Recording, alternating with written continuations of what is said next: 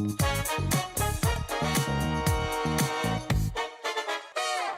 Mark, you ready for this game tonight? Yeah, I'm excited, man. Cupsy, what are you doing over there?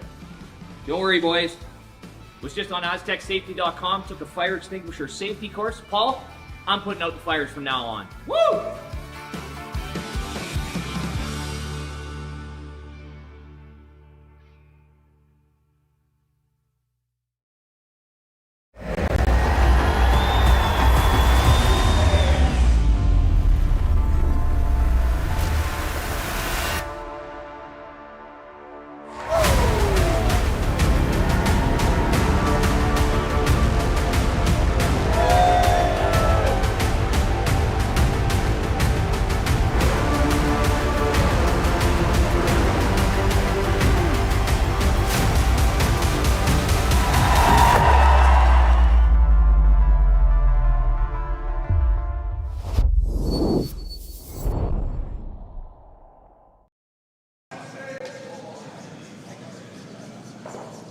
Hello, curling fans, and welcome to Martensville, Saskatchewan. It's the Curling Stadium Martensville Invitational. We have this matchup here between Brad Gushue and Rylan Kleiter here today in pool play. Gushue is at 1-0, and we have Kleiter here as well. It is Brad Gushue throwing the red stones. Kleiter will have the hammer here, throwing yellow in end number 1. Thank you so much for watching Curling Stadium. Happy to have you here with us. My name is Dave Schmell. I'm joined by Sean Joyce. And Sean, we should have a good matchup between these two teams. Yeah, you would think so. This is a couple of teams that probably have played each other a few times this year. I think Rylan's even picked up a win over Gushue at some point in time over the season.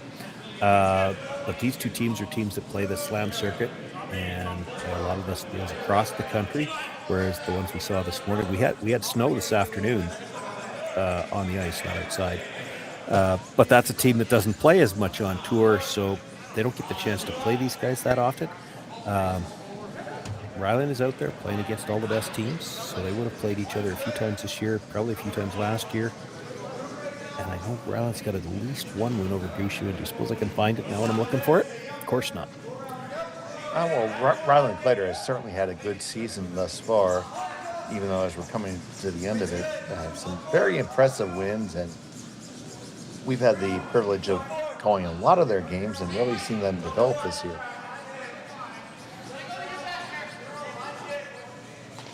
Of course, as we talk about how well they play, they rub off and into the open.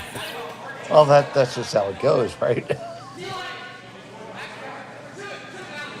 And there's a great crowd on hand here in Martensville to watch Brad Gushue play here. Of course, Brad Gushue has announced that this will be his last year at competitive curling.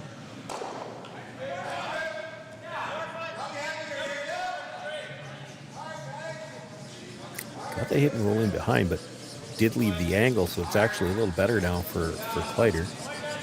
Red-yellow lined up to go onto that red that just rolled underneath. Brad could pull a Brett Favre and stay around forever, though.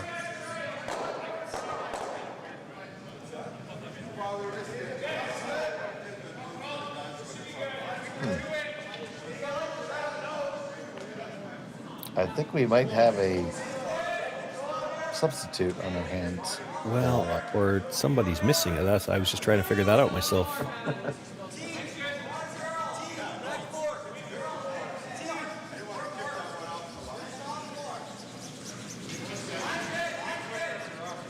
So I know the Kleiter team fairly well, so I can tell you that Matthew Hall has been playing third, even though he's listed as the second. And I don't see him out there. Josh Mattern. Yeah, I don't see Matt Hall brushing, right now. and I'm not even sure for sure if that's Trevor Johnson because he's not wearing. Well, I just test our boots on the ground, James Gordon, to let us know. Well, it's unusual for Trevor not to be wearing the proper uniform, so I'm not sure if that's Trevor or not until I get a better look at him. Trevor does frequently wear a hat, which doesn't make it easier when we're trying to figure out who's who out there.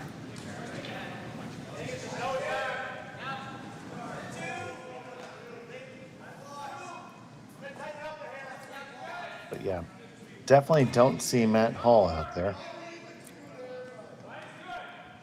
Does look like Trevor to me. I don't know why he's not wearing the regular jacket, though. Okay, so according to James Gordon, the club manager and chief ice technician at Martensville, they're just playing as 3, and Matt Hall is in Europe.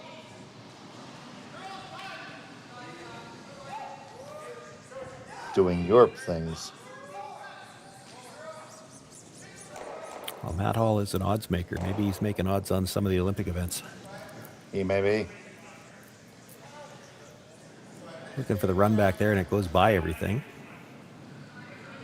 Didn't we have a game where he had to come off the ice because he had to do something like that? Maybe.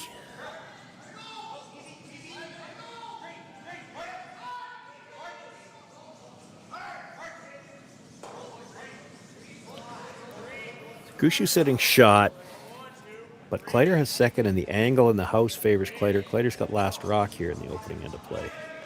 So they're going to guard. They talked about moving things around too, and you can understand why they'd want to. If there was a way they could change that angle in the house, it would be advantageous for them to do so, but it's hard to do that without just tapping the yellow onto the red, which, arguably makes it worse.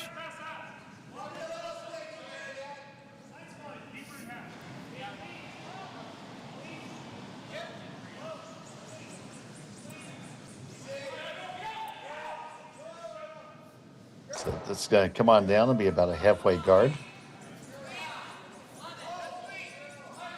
And you see Rylan's going to line up the big run back here.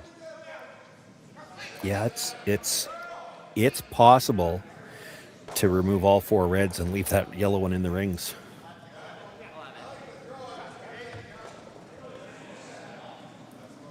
And I'll tell you what, Josh doesn't have a problem throwing it that hard. So Josh Mattern firing away. Trevor trying to hold it there. On the 1, 2, 3. They get a lot of granite moving. It's still Kleiter sitting 1 now after that. All of that. Yeah, rolled the shooter with it a little bit, as much as, so it's still whatever 2/3 buried. It is a center guard though. That may help Gushue out later on in the end. For now, he's got to deal with that shot stone.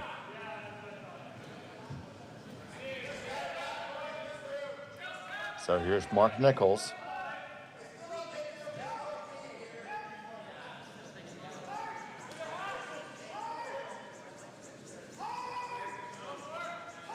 Walker trying to hold it past the guard. It's gonna tap up their own to be second shot stone. Opportunity here for Rylan Kleiter. Yeah, a little bit of an opportunity anyway. You could play the double. The problem is shot stone's fully exposed. They can hit and roll underneath. Then you might try to Christmas tree this somehow. He's talking about playing it as a tap to Christmas tree it.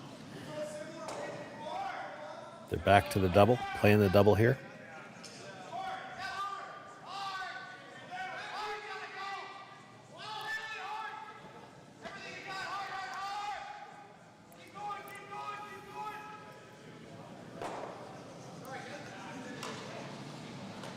So Mattern with the southpaw delivery.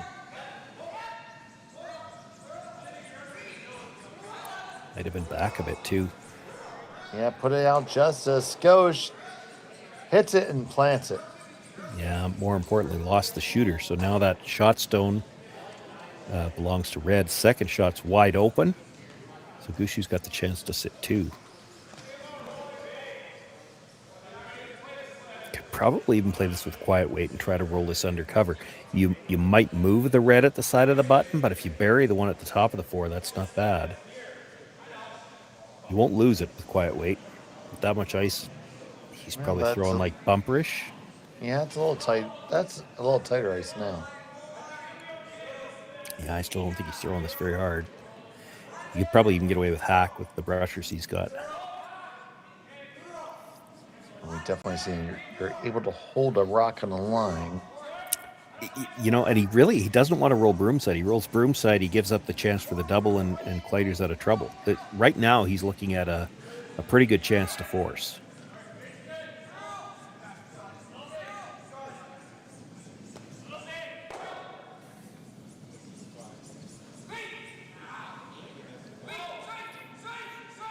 So, first and 2 for Brad Gushue.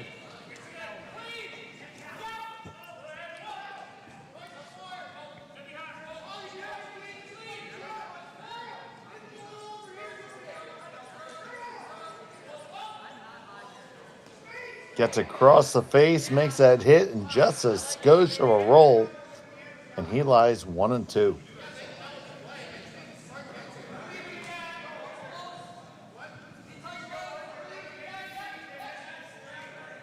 Yeah, does what he needs to do for now. It's all that Kleiter's got left now is try to hit and roll undercover himself.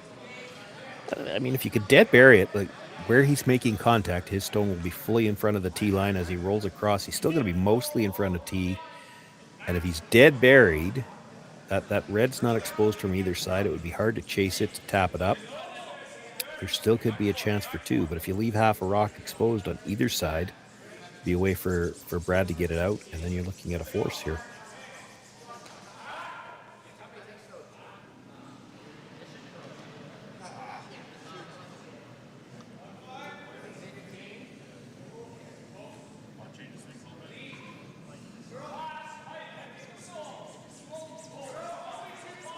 So Kleiter with the hammer. Now with the first of 2 from him. Just make the hit and stick right there. Well, that may not be ideal. So for Brad, I guess if you nose hit it, he's got the double, but if you roll just to the center line, I'm not sure you could hit it on the nose again and be shot rock, and you'd take away some of the draw path.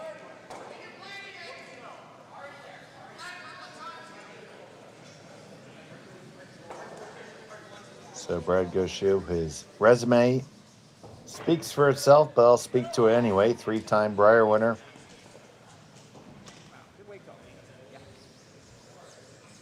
Gold medalist 2006 in Turin. World champion with his final of the first.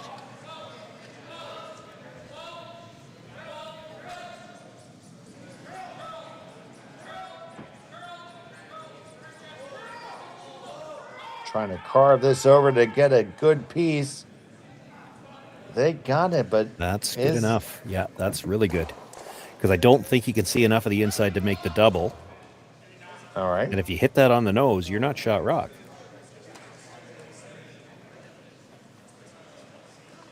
If you hit just on the inside, could you kick the one under cover out far enough to kick it clear?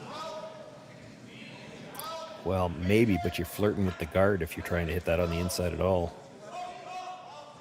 There's also the possibility, because he's throwing the out turn here. So if he hits it fairly full, like 3/4, and that little bit of a roll to the outside with some rotation, it might spin in, but I think this is a hit to give up 1.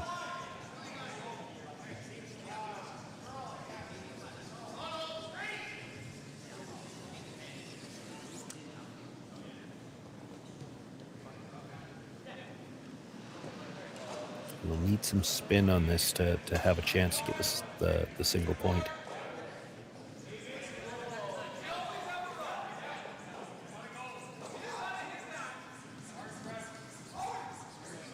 Well, he's going to have to try to do it your way now. He's over-curled that. He's going to touch it. Final stone is going to be a steal of 1 for Brad Gushue. Just barely touched it. And he has the lead. Kleiter has the hammer. When we come back from Martensville. Developed over a decade in collaboration with the finest ice makers this side of the Atlantic, the Pebblehead PB5 is nothing short of a triumph of sophistication and craftsmanship. Weighing less than half its lumbering copper predecessors, yet boasting tenfold their durability. The PB5 delivers perfect, consistent ice, time after time. The PB5 by pebbleheads.com, the apex of ice-making ingenuity for the roaring game of curling.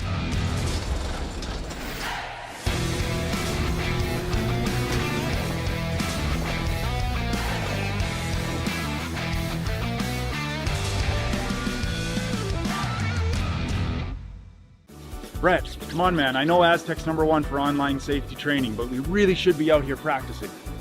I know, guys. I'll be right there. Just let me finish this course on gas detection. Wait. Do you smell that?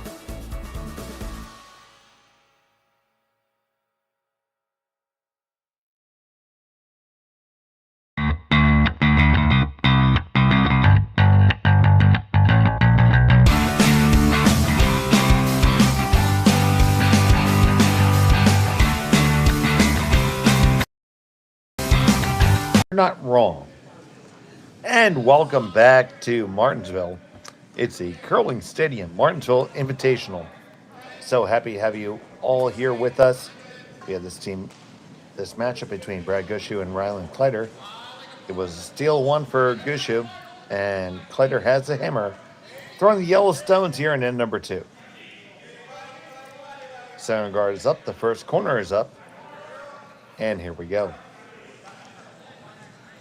Now, the corner might be a little wider than what they had in mind. We only saw the shot as we were coming back up, so I'm not sure if it might have grabbed something or what happened to that one. Now, we did see a game earlier today where we know you can get to the 12-foot, and at least now with it being that wide, it's not in the way if they need a draw path to the button later on. We saw some extremely wide shots played in our first game this morning.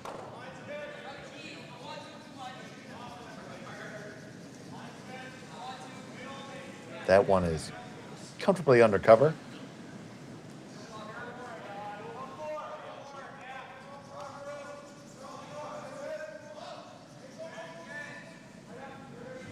On the way for Team Kleiter here.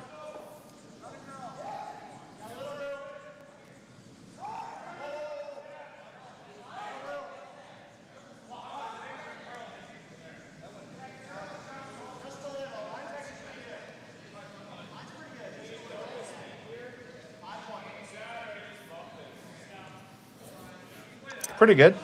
Yeah, it came all the way across to the other side. And actually, that's the side you'd love to have it queued up on anyway. You're hoping that something's rolling towards that corner guard, but we're a ways away from getting to play that yet. So here's Botcher. I do enjoy this part of the game. It's all about manipulating the angles. Both teams will be trying to set up good angles in the house before anybody tries to run anything out front. Big part of the reason why we call this game chess on ice.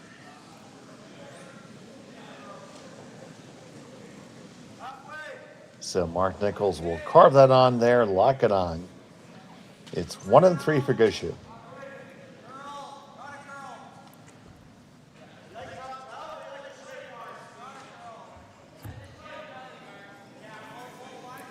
Not wasting any time with this shot.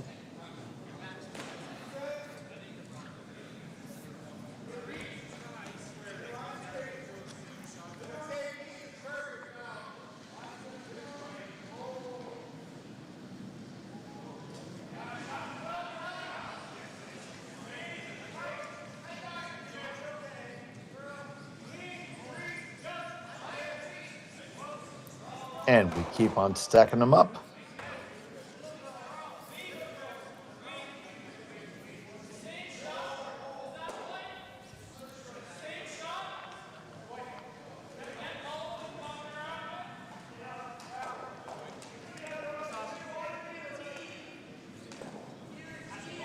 So that's what I was thinking. It's tempting almost to try to come around the out turn, except there's a lot of ways that could go wrong.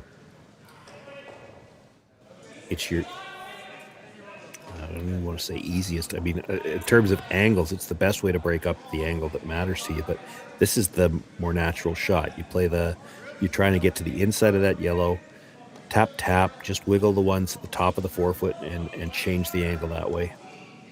There's not as much that can go wrong with this one either. So on the way from Botcher. You try the out turn and you ever bounce off, you could leave a double and then you're in all kinds of trouble. That's better. The yellow probably goes by the red now. The only problem is the red's just about fully open. And Team Kleiter sees that for sure. Yeah, but the two yellows on the other side go. Like, you hit that red hard on the nose and both yellows are gone. So you have to make this one. If you're going to play it as a freeze, you have to make it good now, because your other two rocks are gone anytime Gushue wants to get rid of them. This one needs to be a threat.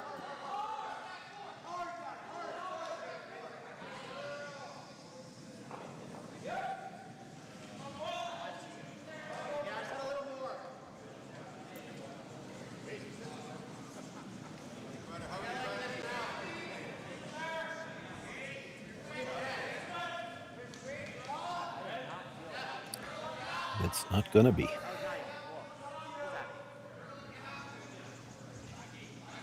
That is way light. Yeah, I think you got to throw some weight at this now. The two yellows go, and I don't think it touches the red that's biting the button.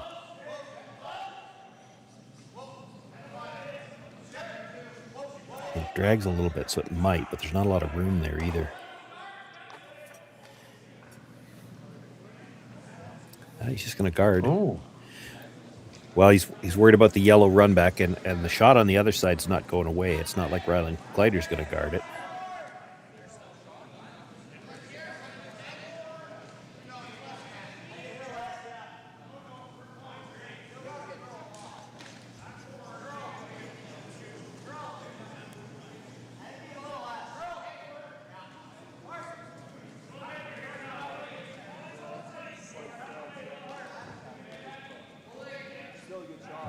You don't want to get this tight to the yellow guard, though, and line something up.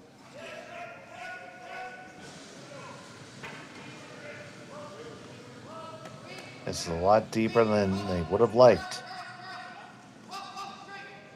Yeah, probably okay. Yeah, it does the job.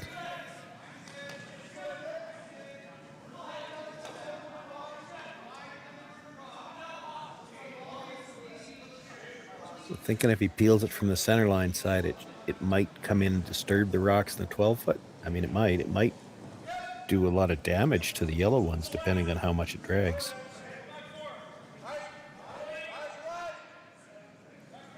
So asking for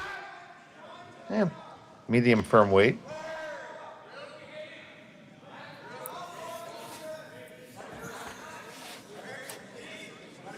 Yeah, I'm not sure about this one. Depending on how much this drags, if it hits that red at the top of the 12-foot fairly solid, you definitely could see, well, at least the yellow second shot rock could fly. The other one could pop out open at least. Yeah, I'm not sold either, buddy, so. It didn't drag too bad. It moved things around, but his yellow-red angle at the top is probably better again. He's got shot rock at the back of the forefoot.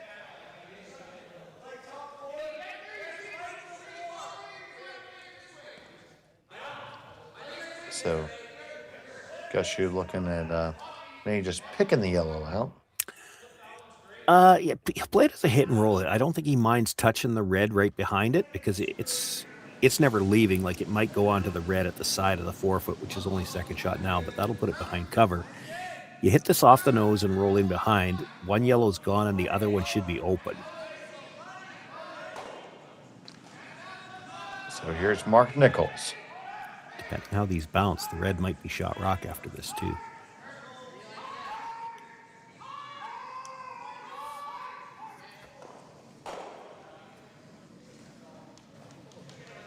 He picks it out, rolls on open, shot stone still belonging to Kleiter. Yeah, I'm not sure he wanted to pick it that clean.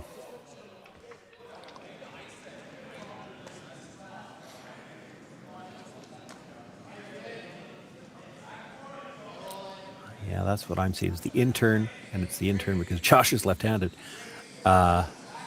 Get by the red at about 9, the 10 o'clock position. Even if you chisel off it, end up on the stone that's the side of the 4-foot. I almost think you want to throw for the chisel. You might, because to try to chase it direct, I'm not sure you can get there. That guard's not very far out. Yeah, I feel like that's a better call right off the bat. This is tough. Like what he's talking about doing now, he's trying to pass that red through the port. If you touch the red in the edge of the 4-foot, it's coming onto the yellow at the back. Now he's coming back to the chisel. I get why he doesn't like the one at the top of the 8-foot. It's a dangerous stone, but there's not really much you can do with it. He's trying to come at it directly.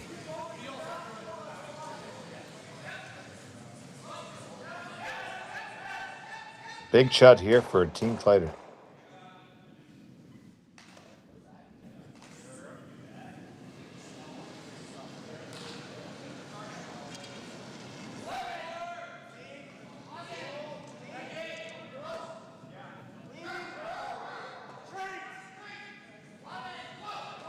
Way out there, gotta get it to work on over. Now trying to straighten out, back and forth. Will it get past the guard? Just gets by. But not enough weight, and it's now Gushue sitting one. Yeah, that's what I think. Just enough weight to tap it in for shot rock. So, call it what it is. That sucks.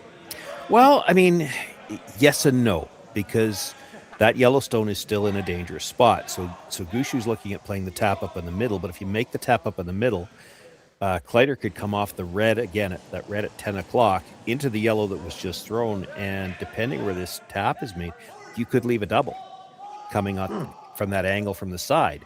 So, like, that rock's still in a very good position, and obviously he can get at it directly because he just did it. So if this tap's not made, Kleiter could tap it again, tap it just to the inside of the red stone. You'd only have to move it about an inch. You'd be sitting 2.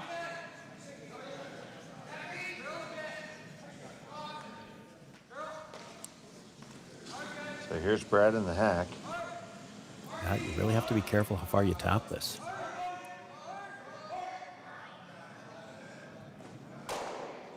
You tap this right to the top of the button, and I think he's probably going to try to come off that side one. And now it's not easy because it's very thin to come in on that angle, but there's not going to be a hole. Like, there's just no way to come through and not hit anything.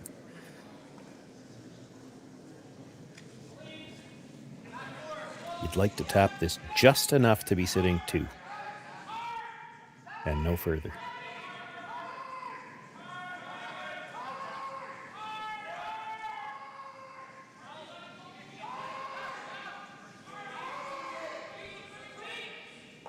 That's the top one. Tap it up, right on up there, and you sit 1 and 2. But there's no way to miss. Like, there's no hole. If you tried chiseling off and driving that yellow, it's hitting something. There's nothing. Oh, there's for no sure. way for it to go between everything. Could he ever come off that red onto the yellow and make it for 2? Well, yeah, I think you could. You know what would make this great, Sean? A telestrator. Yeah. There's a couple of ways to do it. Like, they're looking at, actually, which is tough, they're looking at trying to hit it thin enough to drive the yellow into the shot stone. I think you got to get it off the other stone because you're coming very much to the front edge of that yellow. So it'll come into the one at the side of the button and then straight sideways to catch the back end of the other one. It doesn't need to move it very far.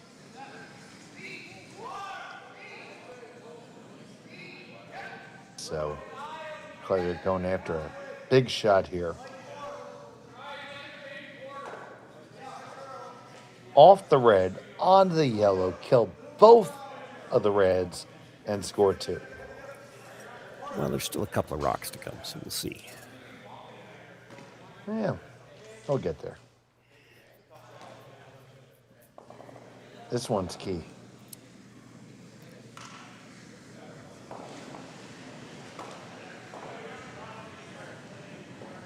Got to make this one first.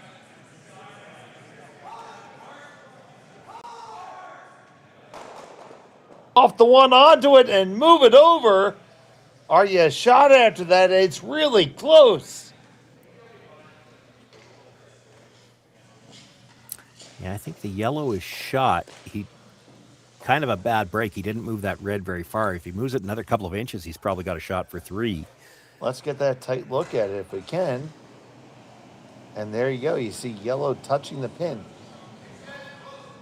But he didn't quite leave him enough of the inside of that red to be able to get it out real easy.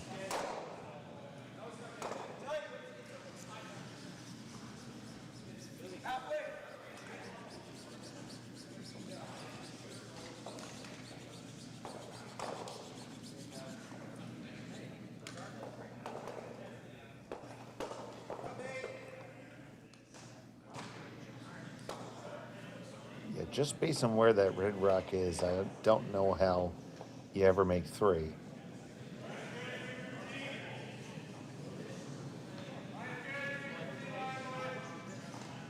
So you're like just kind of like cozying on up in there and locking in?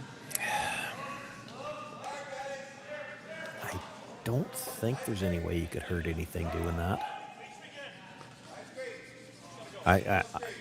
Again, I can't hear the players, but I'm assuming that they're kind of the same boat as I am. You're looking around trying to figure out, okay, what's he got right now? And I'm not seeing much. He doesn't have a whole lot. You sure don't want to give him anything is the problem. Just a straight guard's okay, I think. Well, what are you guarding? I don't know if he's got anything. So you have to be careful when you throw the guard. Is there something somewhere, some kind of run that he could play? And I mean, I don't see anything. I think the 2 yellows near the center line are overlapped enough that he can't do anything with them.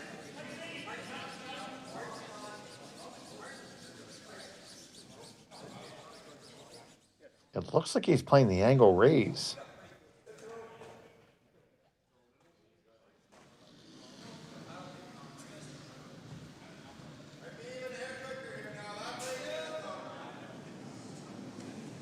And that's what's on the way from Brad Gushue here. His last of the second. Trying to run this back and knock it off the button. He hits it, makes contact. Oh, yes, he does. And they are now shot stone.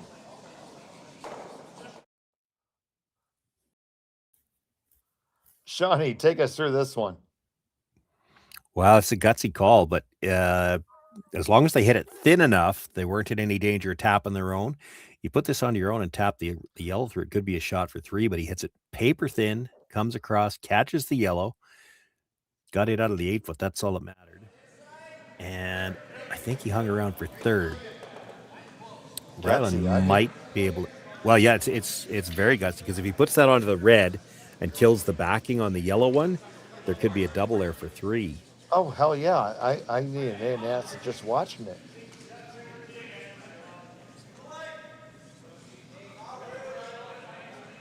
Brad Gushue with it. Like, Kleiter could come off his own into the side of that red, and if he can pass it by the yellow at the back, he could still get 2 now. That's really tough because you have to come into the side of that red. So that means you're hitting the first yellow really thin. Or he can just play the straight draw, try to chisel it enough the inside of that red. He could just barely get there. Can sit one that way. You know what? I feel like you have to take the shot for 2, and he's trying to get talked into it right now. Yeah, I think as long as you're making the double, even if it touches the back one, the red's still leaving, so your shooter should sit 1. If you're thin enough on the first one that you're back into the second one and rolling through the 4-foot, then the red is clearing the yellow. You're going to get 1 that way. I don't see any chance that you're giving up more than 1 here.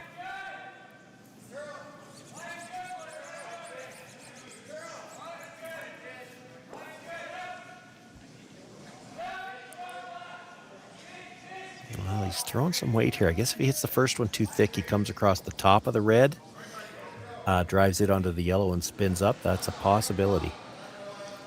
So here's Kleiter. Final stone in the second end. Trying to make something happen. Has to come off his own, cross the house to make two. Yeah, this is too And close this to what has I no said. chance. Yeah, as soon as he was too thick, they had to let it go. And that's a steal one for Gushue, and he has a 2-stone lead. Kleiter has a hammer when we come back from Martensville after this.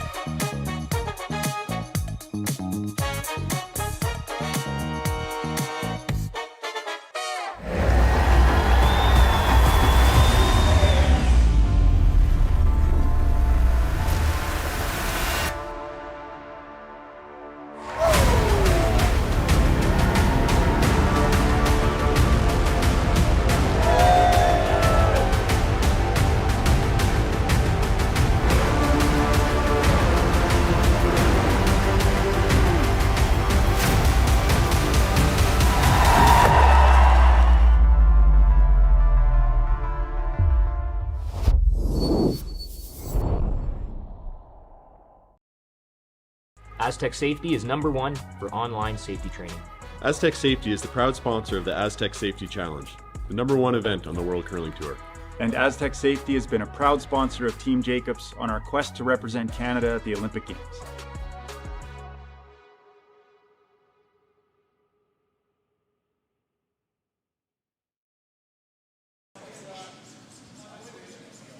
And welcome back to Martensville. It's another steal for Brad Gushue.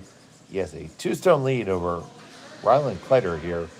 In end number 3, Kleiter has the hammer throwing the yellow rocks here at the Curling Stadium, Martensville International. And there is a huge crowd on hand here in Martensville to watch all these great players. You see them all through the lounge on both the lower and upper level.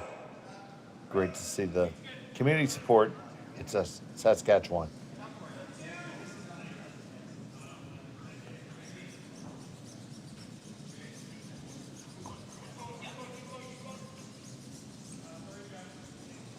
And the draw from Jeff Walker gets half under.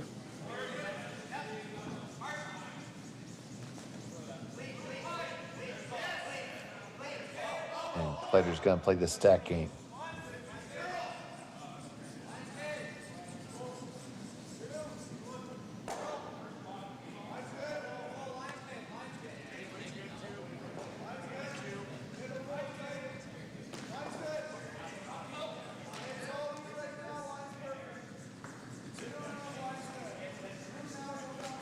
Josh Mattern on the brush. The Team Kleiter playing three-handed this weekend.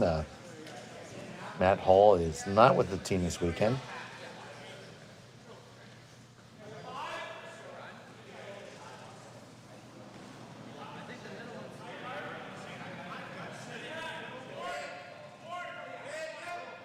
Brad tapping up for the guard here.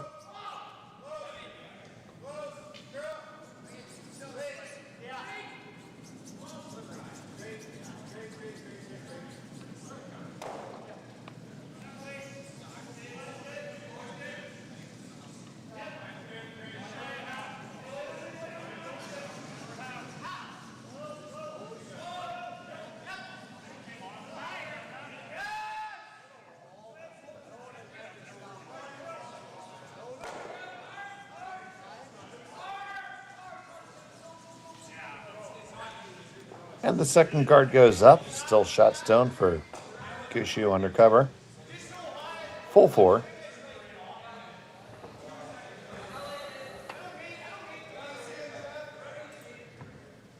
So Kleiter thinking about coming either in or going underneath the corner. Which would you prefer, Sean?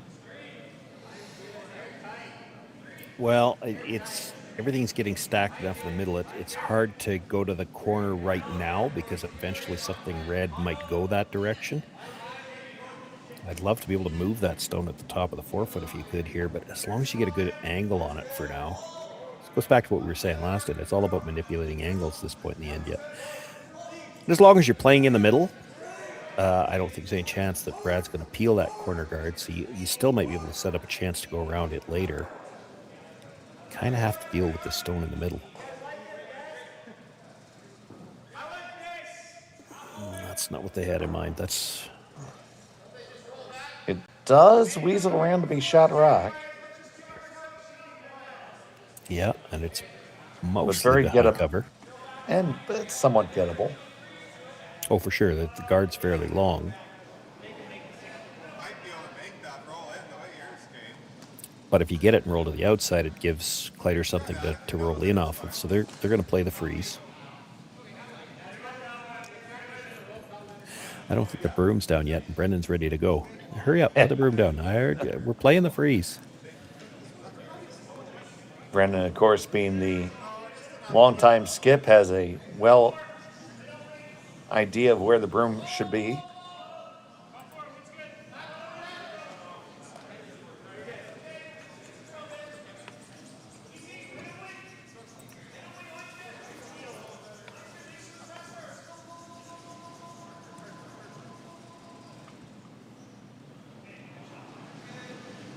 I'd like to thank all of you who are joining us here live on Curling Stadium, who may have watched earlier in the day some of that relatively minor curling tournament that's happening in Europe. But we appreciate you being with us here right now. So if you could, give us a like and subscribe to Curling Zone on YouTube. You can watch curling to your heart's content. We have it all the time.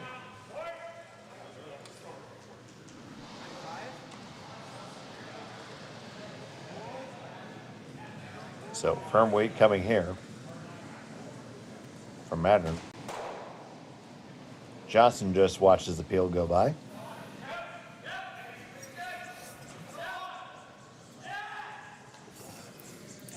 Well, that yellow could disappear anytime Brad wants to now, but again, we've seen this with them already. They're a very patient team. He knows that shot's there later. Going to freeze one in the pocket. Could just guard again, too. And that's where you're really being a veteran, knowing that shot's always going to be there. Because you would think that a younger curler always going to say, well, I have to be shot rock right now. Yeah, you do see that from time to time. And you wouldn't be wrong necessarily here to get rid of that yellow stone. But you start hitting that and you're going to leave the reds clustered. And what you may find is that the best case scenario, you might get back to a blank. And they're going to play the hit. He's okay with a blank. If you hit this right, you don't have to leave them grouped so that they can all leave either.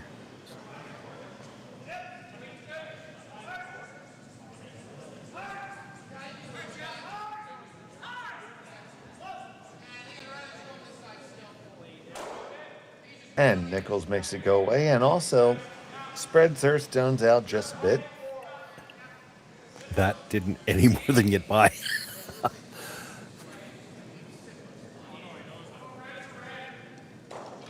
Great result, though.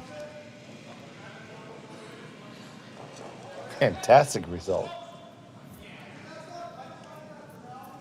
If it rubs the yellow, it's probably an absolute disaster, but it turns out good.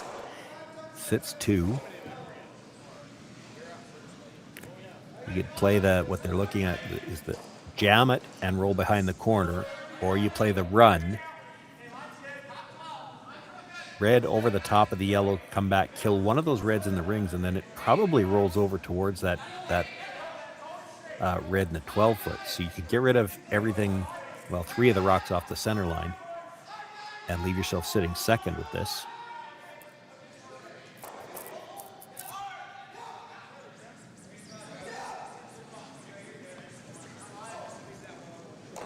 Johnson on the brush. Move 1, 2, and move them a lot of rocks. Still Gushue sitting shot stone. Yeah. but everything off the center line, and you're sitting second. So he's not going to ignore a second shot stone in the rings like that. And that means Kleiter's going to have some room to work with now.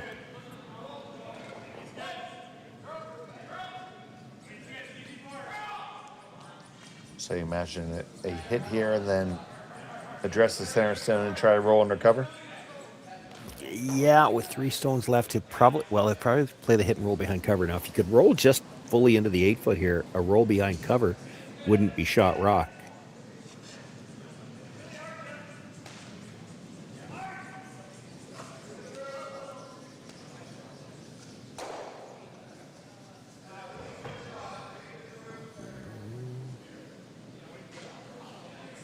That's pretty good. I might have liked to roll about 5 inches more just to make sure. Looks relatively triple-ish. Not that you want to throw it. Yeah, you're not worried about playing the hit right now, and it looks like Rylan's not too interested in trying to come around the corner. There's a pretty good chance you over curl trying to come around the corner, and then Gushue sitting too. I mean, if you were absolutely perfectly on the tee line dead buried, you might be second shot. But what they're going to do is freeze to the one that was just thrown on the corner and try to cue it up so that there's just no way to get this yellow out.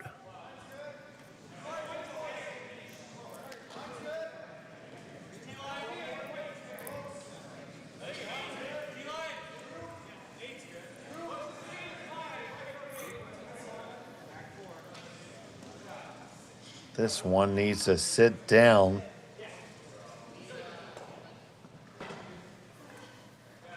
Just a skosh too heavy, Sean. Yeah, or didn't quite get the line that they needed, because there's definitely room to get that yellow out now. The question, they'll probably take a moment to think about this. They just probably discuss it. Do you want to touch the red on the way by so you don't leave it again? I don't think you have to worry about that. I think your nose hit, the corner freeze to get that direction now is, you got to be so thin on the corner. That's just a murderously tough freeze to make.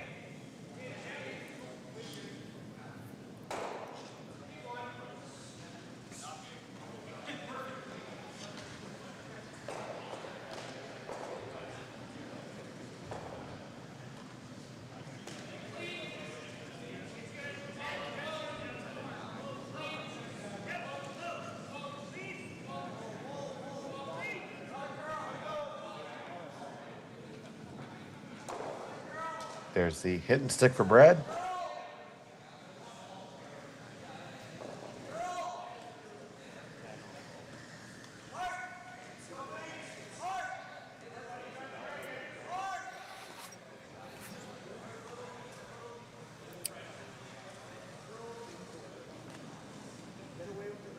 What are they eyeballing, Sean? Well, he's looking at the double. Maybe he's thinking it's a triple, but you make the double and spin up in behind the corner.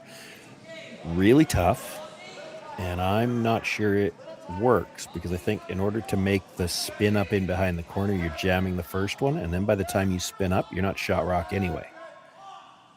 Like, you could just play the hit and roll off the one on the button.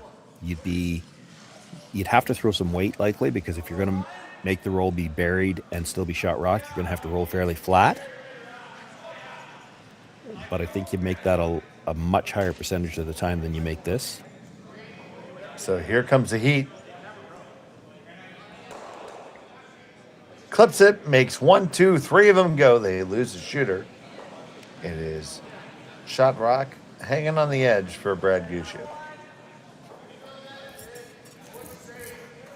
Yeah, so he'll just try to draw open side, try to get the force. You saw where he was tapping the ice, not really looking at being buried. He just wants to put it somewhere where Rylan might have to think, are we going to just try to draw to beat that, or are we going to hit it? You put this, full 4 foot, he hits it for sure. You put this buried, he's drawing.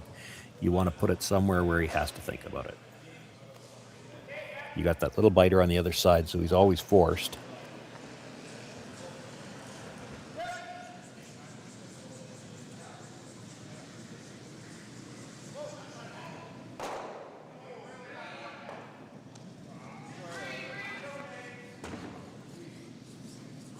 So Brad asked for just a sliver more ice.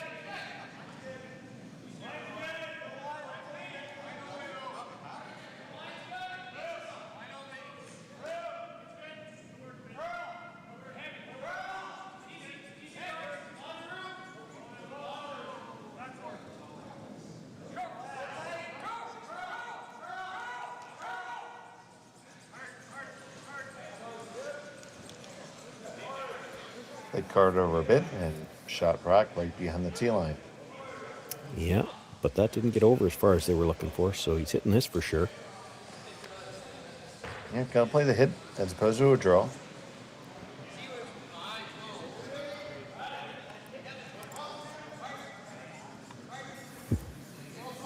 Still has to be made.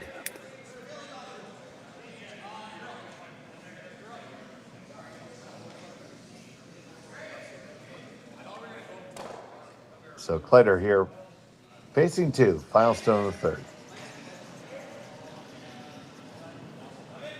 Just wants to hit and stick and put a point on the board.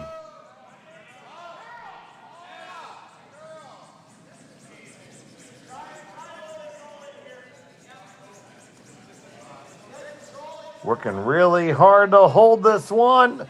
Oh no, it's gonna flash on by, and it's a steal of two for Brad Gushue.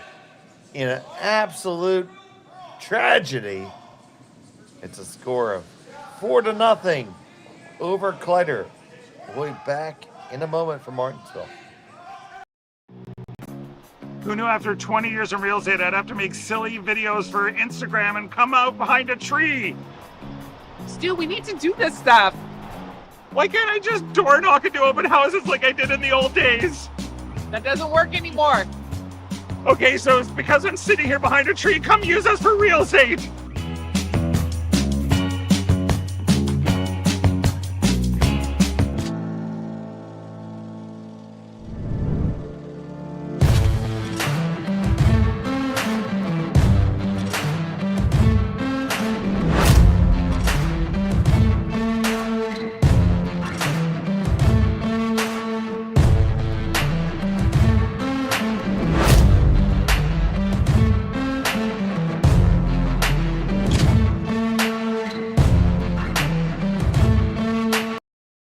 All right, real talk for a second. If your snack situation hasn't changed in years, maybe it's time for an upgrade. The Chocolate Lab makes legit chocolate that's worth paying attention to. That's it. Back to whatever you were doing.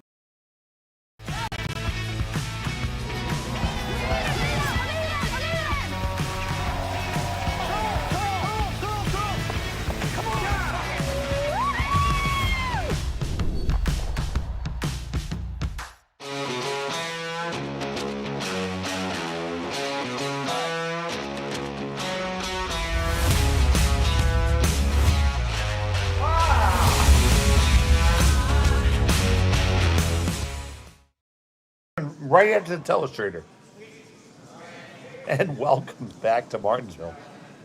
It was a steal two for Brad Gushue there. He has a 4-stone lead over Rylan Kleiter here in end number 4.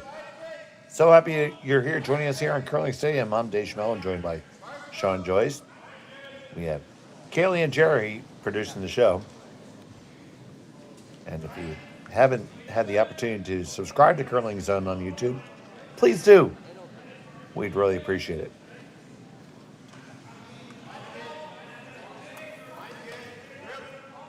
And we were talking in the break, Sean, that and just kind of got away from Kleiter a little bit. Yeah, well, and mostly just that last rock. Like, that's not a miss I don't think even Brad was expecting. He wanted to get that last rock over a little farther just to put two shots into his mind. He left the hit.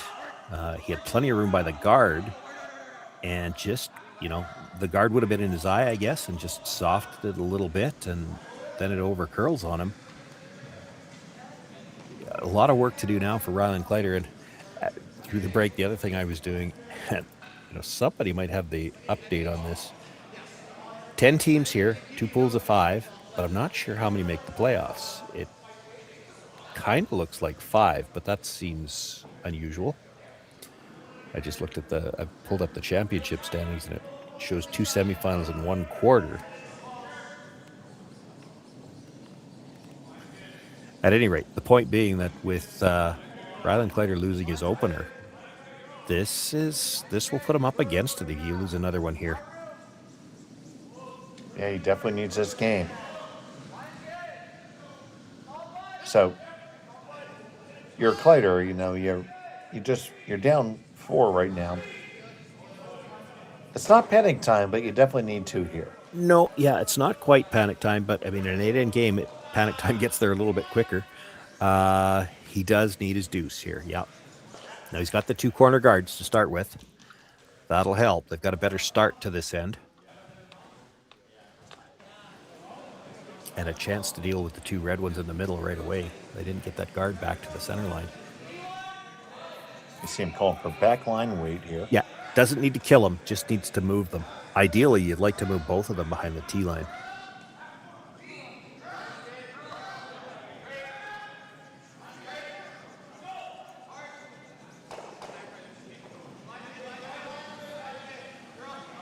So Trevor Johnson consulting with Josh Madner before the throw, and it's on the way.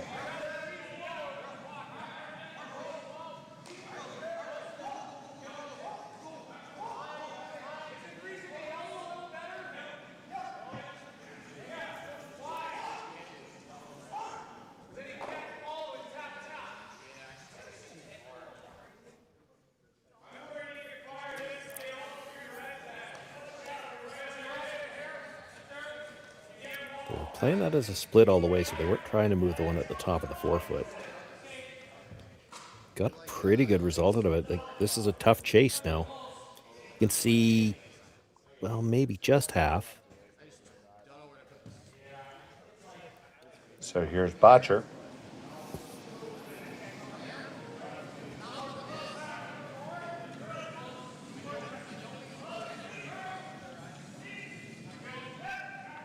Back and forth, curl, then straight. Got to be pretty close. Pass the guard, no problem. And they make that pick.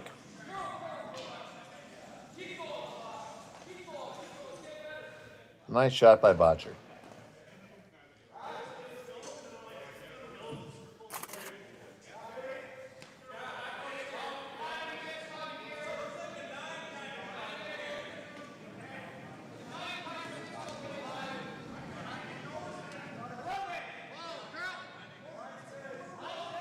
You ever take on that double in the middle and try to roll just a little bit underneath that corner guard? You could. The problem is they can't afford to roll out. They got to keep a shooter. You also don't want to risk ticking that yellow corner guard. I don't mind playing this with quieter weight. You don't really need to kill the reds either. I mean, we just talked about how, you know, it's critical that they try to get their 2 here. But they've got rocks in play that they can work with. At this point in time, you've got to be thinking where you should be. You need to be thinking about possibly setting up 3 here. You've got lots to work with. Johnson trying to push this over hard. They get to the one in the center and push it back. Yeah, well, that's what they were playing. They were trying to roll. They're playing to roll behind cover off that one. Unfortunately, did not. No. So this will just be a removal job here for Martensville.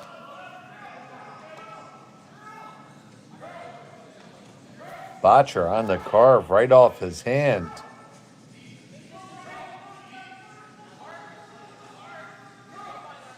And they just get it there. Oh boy. By a whisker, Sean. Yeah, probably left room to draw, though. That was Ryland's first thought. Hitting the corner for isn't bad either. I think the draw was the right thought. I don't hate this either. Like, you get the little hit on the one that was just thrown and then end up corner frozen on the other one. Well, it's a tough one now for Gushue to eliminate because that catcher in the 8-foot.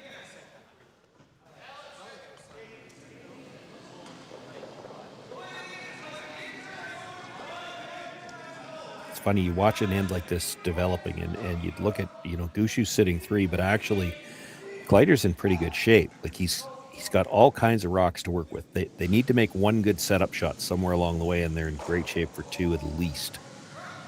That wasn't it. Well, I mean, it's not horrible. He's buried, but he's still got to make. It's a thin double on the reds. It's there though. It's hard for Brad to chase the Yellowstone in the rings. So just tap his zone up a little bit then, right? Could.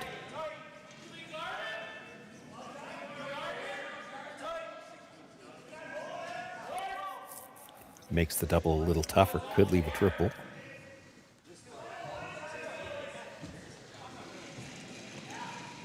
Now indicating that just a straight card possible.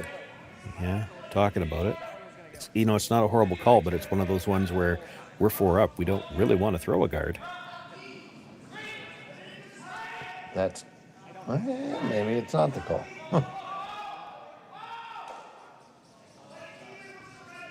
All right. I think that discussion was about how deep do they want the guard because they're worried about what he might be running. I'm just going by the directions that he gestured. Yeah, so Mark's buying it.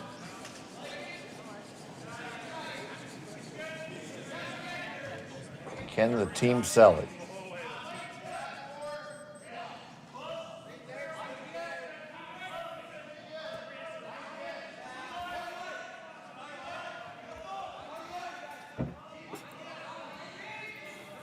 And that is going to be a guard on a pretty good line.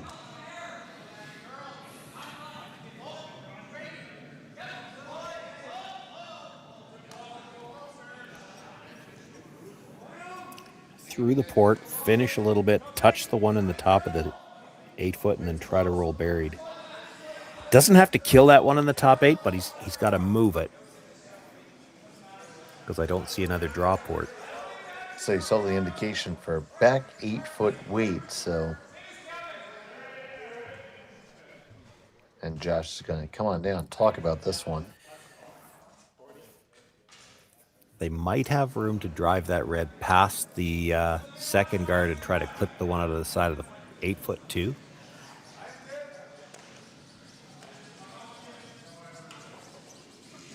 If you could drive the one that was just thrown onto the shot rock at the side of the 8 foot all the way across the house, kill those 2. Now guarding that one at the top of the 8 foot becomes a little bit more dangerous because if you could chisel it out, you can sit 2.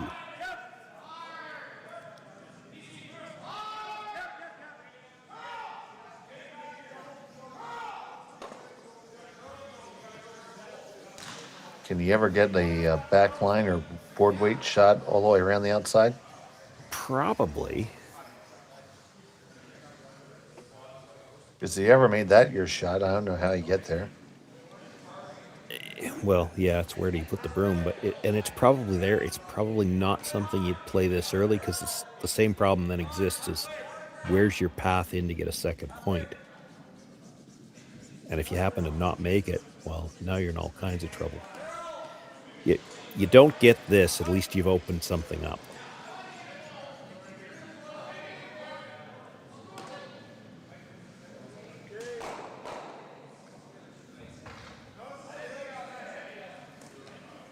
That's interesting. Just by jamming that, he's got a little bit more of a port now. You might be able to get to that stone and the shot rock stone between the yellow and the red now. Yeah, I can certainly get there. Which means, if you try for Brad to throw the same guard, for instance, well, you're leaving him a chance to get to the shot stone. He's going to he's looking at a split on the guard because that's the only way to take away both shots again. Yeah, because I feel like the double on the reds might be there too. Well, it is for sure. It's thin, but it's there. And if you're Rylan, you're certainly going to throw it. Yeah, and you might like to throw it on the first one too, just in case you miss. Yeah, if it doesn't go right. I mean, that stone at the top 12 foot is buried. If you could ever make that double on the reds, you might have a shot for 3.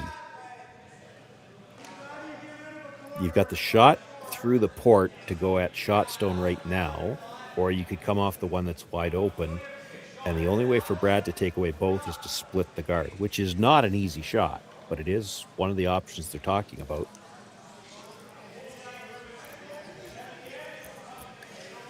He doesn't need to necessarily dead guard the stone that's at the top of the 8-foot either, as long as he takes away the inside edge of it so that there's no double. So they're going to play the split. They're going to try to get 2 guards out of this. Move that red stone that's sitting just off the center line to close that port a little bit, and then have the shooter come across and protect the stone at the top of the 8-foot.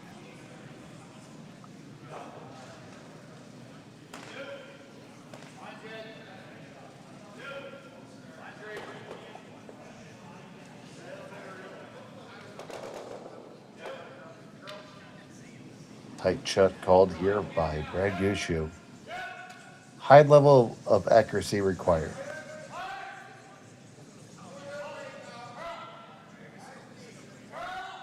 After just a sliver of ice,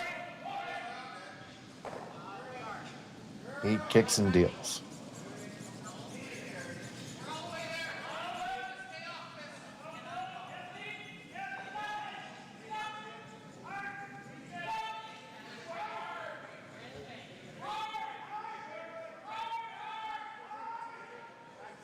Just working on down. They want to get just a piece of it.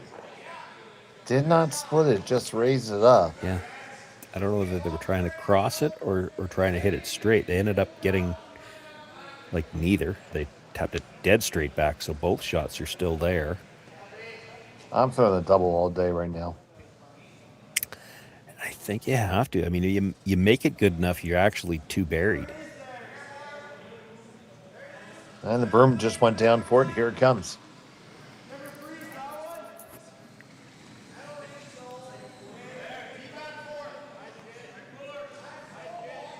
Matter making sure he has a good eye on exactly where to hit the stone.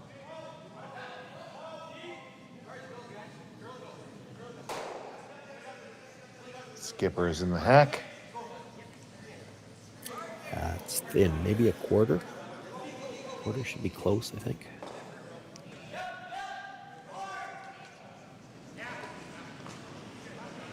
So, first of 2 here. Trying to make this cross-houser. A little bit in and out on the delivery now, trying to hold it. Off and on, probably pretty close. Clip it. Do you get all the way across? No, it's going to go over the top. Yeah, he just overcurled at the end. You could see that really from the hog line in when we switched the camera view. You saw how much movement there was at the end. He was only looking for about a quarter and got almost to a half. So they sit second and third right now.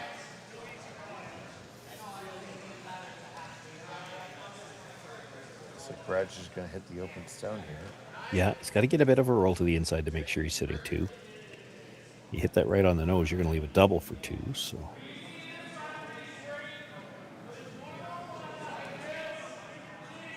Flop to right behind the other red, it would actually take away any chance to come through that port and do anything with it too.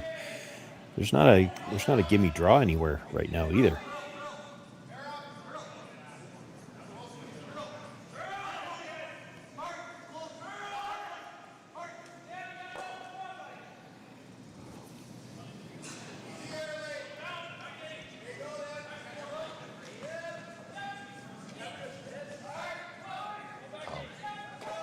Picks this up right out of his hand, does Nichols. He's got no problem. Will they sit 2? Yes, they do. Is the double there? Or I think it is on the intern. Intern, or the run is there for sure. The run's there for sure, yeah. But I think you could probably make that with the intern with, you probably need bumper. You don't have to get it all the way out, but you got to get close to the nose. 3/4 with bumper, that stone in the 8-foot's not going to go very far. It's going to be fairly solid on that red right behind it.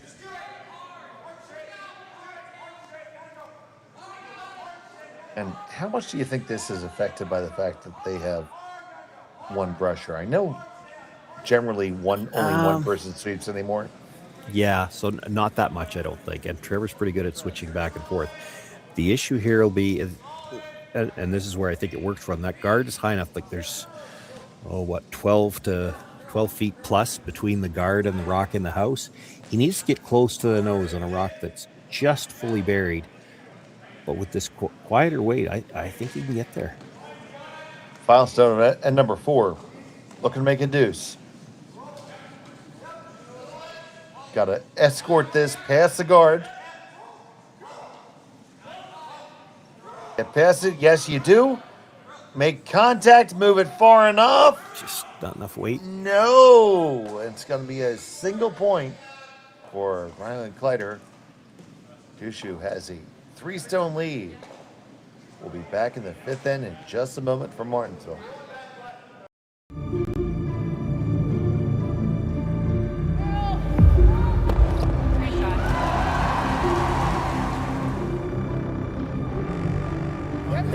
Yes. Whoa. Oh, boy.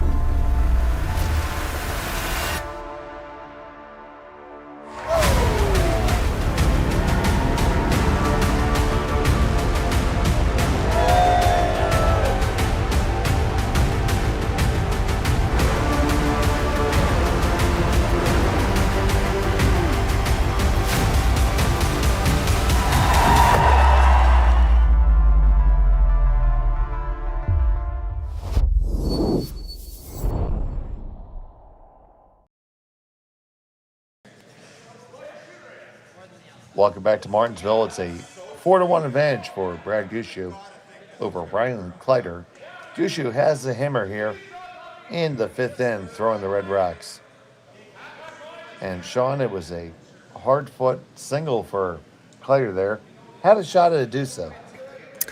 Yeah, I think so. I mean, he threw that very quiet, not enough weight to get the 2 stones out, and just got to the nose. So I'm not sure if he throws the right weight. You know, he needed more weight to make the shot, and I don't know if it would curl as much then.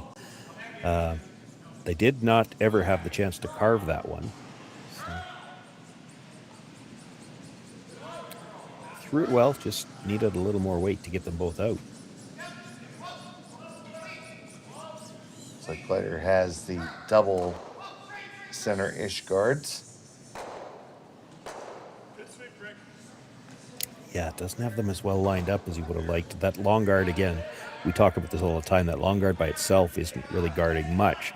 Now, Brad can't peel anything yet. This is still just the 4th stone of the end, but if Kleiter elects to come around, say, for instance, on the next one, Brad could then just peel the tight guard, because, again, it's fully exposed out from that long one.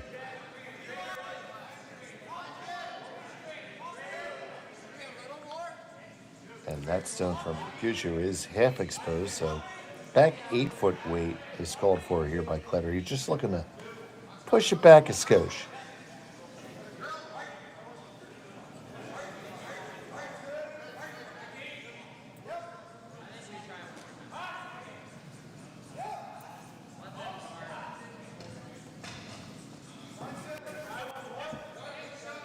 Josh Madden picks this one up. And is carrying it coast to coast, gets past the guard, and just is going to rub on the second one. Ends up being second rock. Yeah, here goes the tight guard.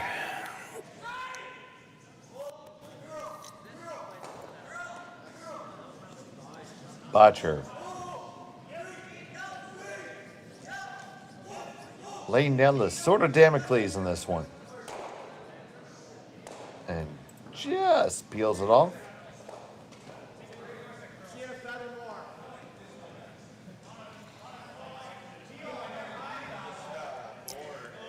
Have to throw another guard now, and now you have to line it up, which won't cover anything in the rings, really.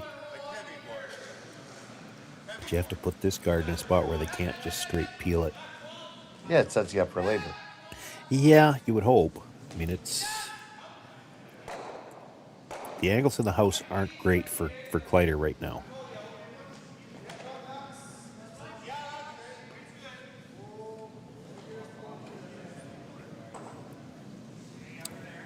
It's got a lot of curling to do.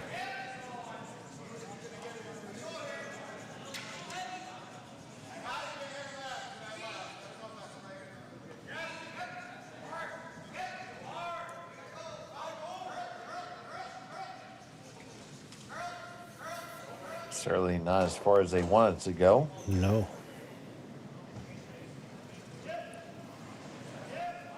No time clocks here in Martensville, but if there were, they wouldn't take much thinking time on this, as long as you can just peel the tight guard again. Like I said, that long guard, not much of a guard at all on its own. All it's really good for is guarding a tighter guard, but they have to get underneath it.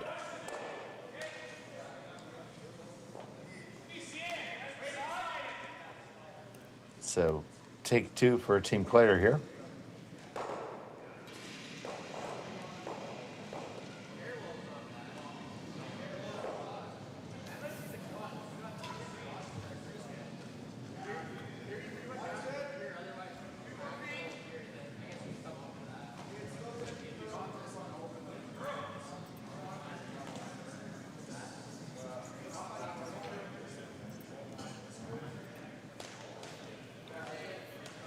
Johnson watches this one come on down.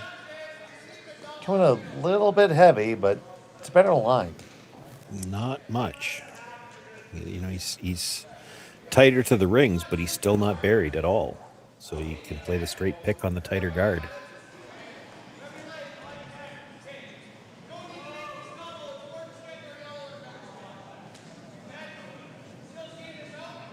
Quite a pronounced set on that. It's still backing away from the line. Ooh, and they just catch it by a whisker.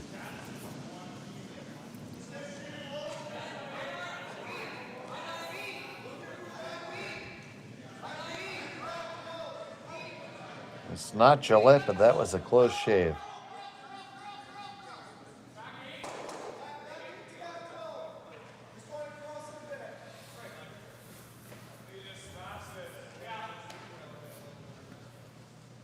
Yeah, and they're probably at the point in the end where they got to make it.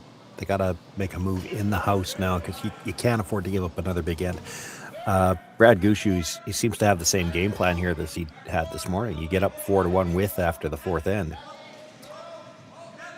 And this morning, or I guess it was earlier this afternoon, he was able to score 4 on the fifth, put that one out of reach. You don't want to give up the big end here if you're Rylan Kleiter. And it's not looking good for a steal right now. Well, if you tell me every game I play I'm going to be up 4-1 after 4, I'm going to sign up for that.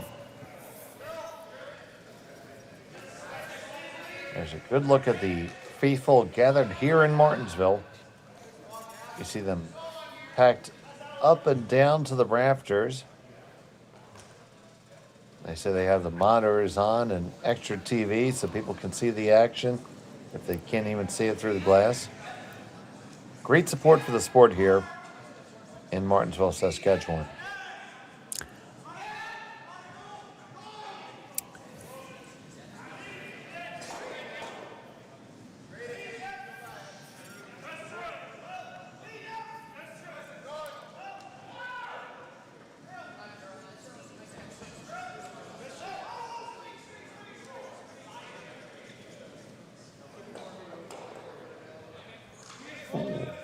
did catch that high guard a little bit, but Yeah. doesn't really hurt him, I don't think. No, kind of plan B'd it, but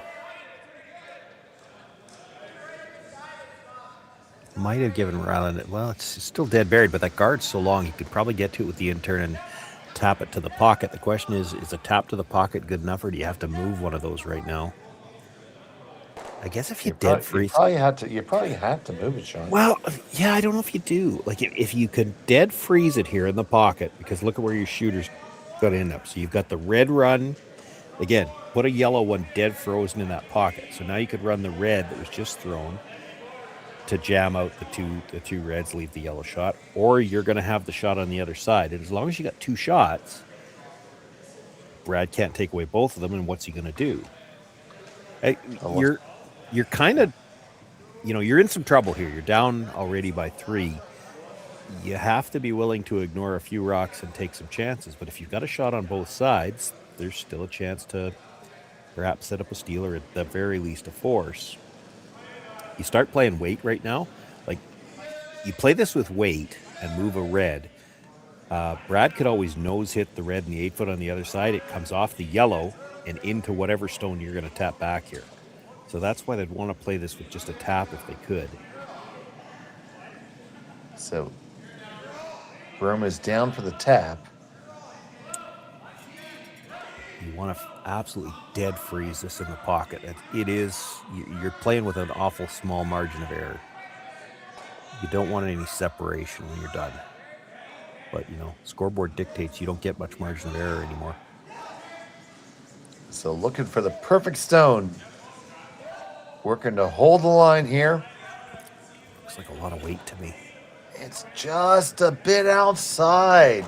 It does not get there. Pretty heavy. Still Brad Gushue is lying 1 and 2. Yeah, and the nose on the red. He won't even mind if he loses one of those reds on a button just because there's such a pocket there. It shouldn't completely kill it either. It might move it.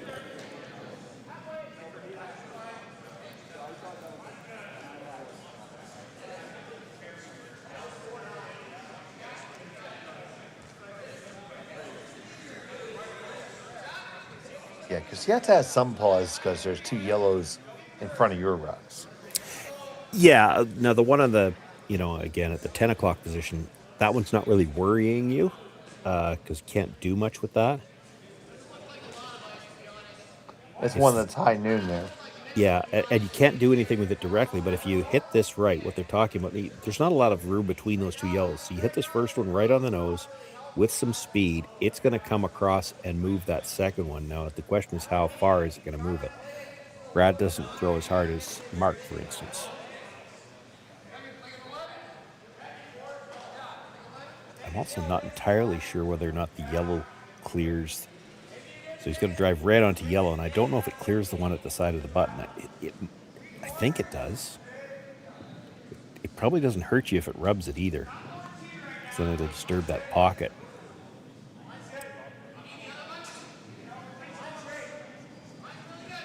So firm weight on the way from Gushue. It's not narrow.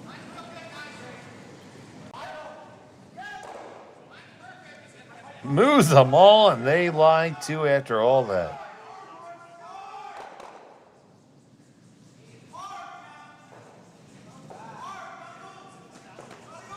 I don't love that. Talking about just hitting and rolling in front of it, so you're going to concede a draw for 2.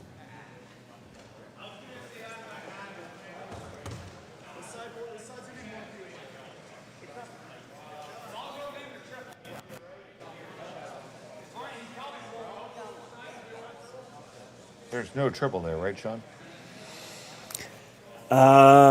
Well, there might be, but you're not staying if you get the triple, and then it's, I don't know, is that yellow one protected? I mean, you might be able to get a force out of it that way.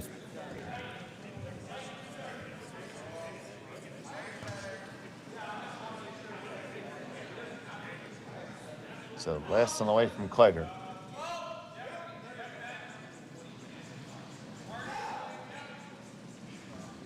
Johnson on the brush. They're going to have to go. He's going hard. He gets past it. He's going to get the hit. Roll on It's top. stopped. It's Brad Gushue sitting 1 as a draw for 2. Yeah. Well, that was the best you were ever going to get out of that shot, which, I mean, if they're content to do that, I guess that's what they've decided. But you've given him 1 already. If he makes the draw for 2, you're down 5 points with 3 ends left to play. I don't That's know if pretty bad. Yeah, I don't know if that's good enough. Like, if he misses the draw, not that it's great, but if you're down 4 with 3 ends left to play, it's score your 2 and then steal 1 at a time. You don't have to reinvent the math to make that work. You need some help, but I mean, the 5 rock free guard zone is part of that help, so it's feasible. It's if you're 5 down, either you got to score a 3 somewhere or you got to steal a deuce. Those both get real tough. Final stone on end number 5.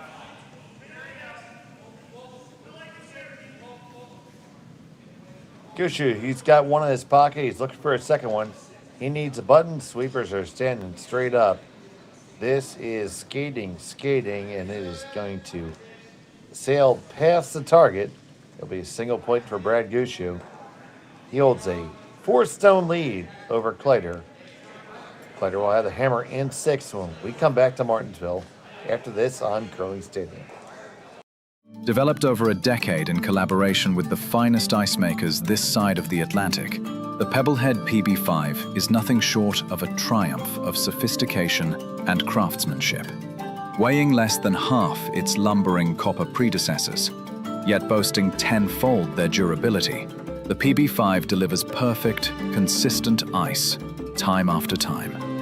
The PB5 by pebbleheads.com, the apex of ice-making ingenuity for the roaring game of curling.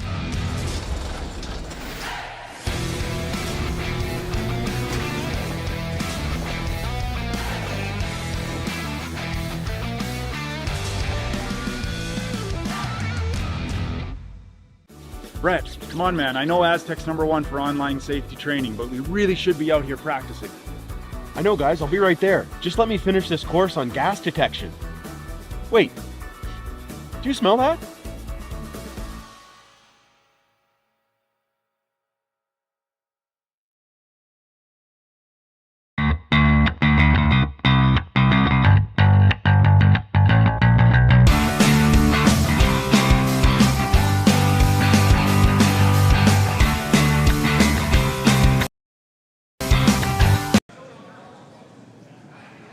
And welcome back to Martensville. It's a 4-stone lead for Brad Gushue over Rylan Kleiter as we play here at end number 6 at the Curling Stadium, Martensville International. Oh, and man. we just see a big tumble over there on sheet 3. We'll see if we can get a clip of that one to show you.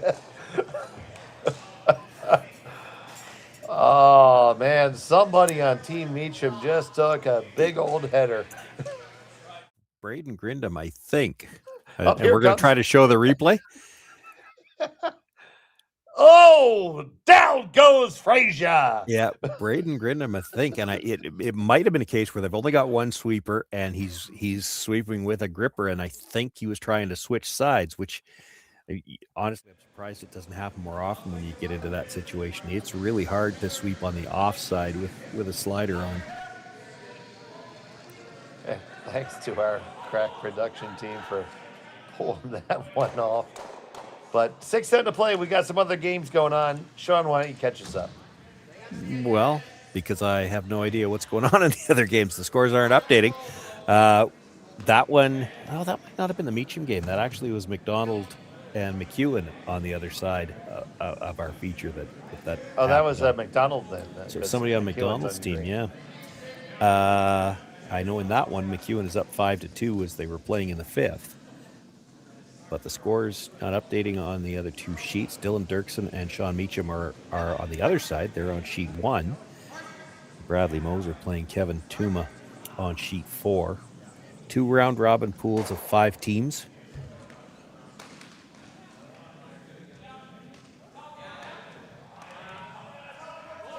Okay, scoreboard shots. And just a second. Get you updated.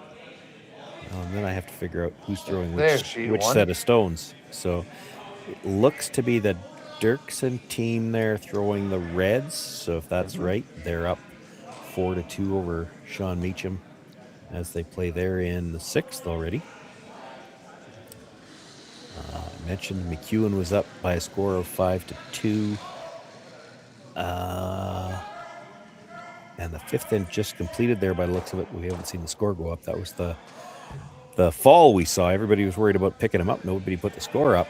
And a 4-3 game over on sheet 4. I think that's Bradley Moser leading there as they play in the 6th. I could speak for every ice technician in the world where I say, "Are you okay? Get up."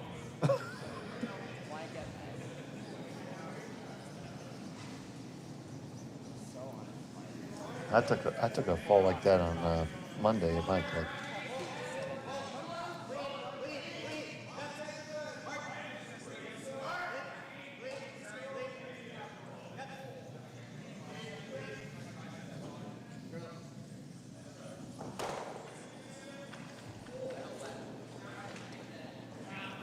See this draw undercover, and it's going to be second stone.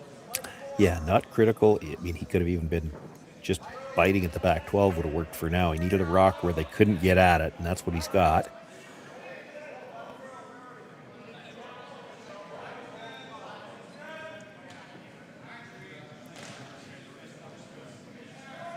So, seeing them discussing just the straight guard, or now moving to the... Yeah, no, he was always talking about the peel. What he was talking about was they're going to hit the higher guard on the other side because there's a better chance of the shooter coming across and running into something that, might help them either expose the second one or maybe even drive it onto it.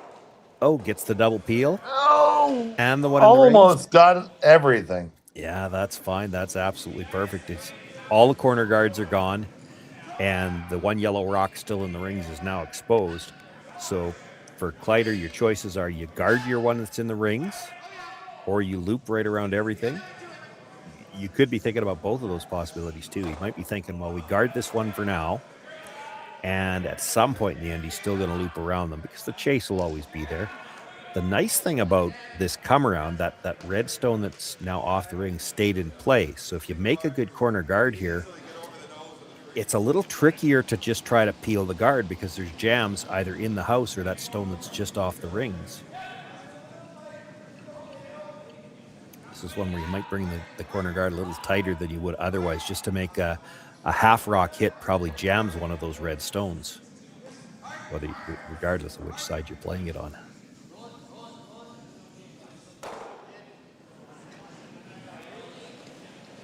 Guard has to sit.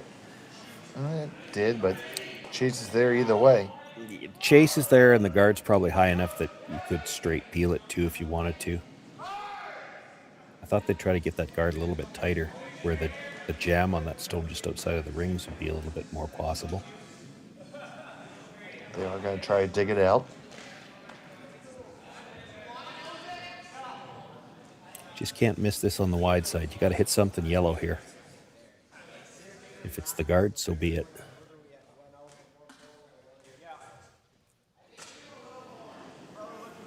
So, Mark Nichols.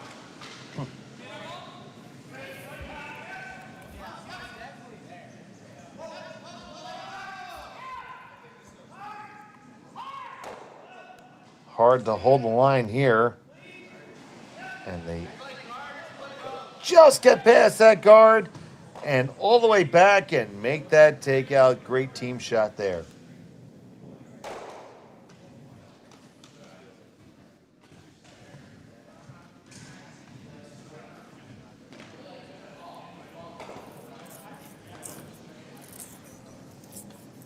So Kleiter coming underneath the guard again.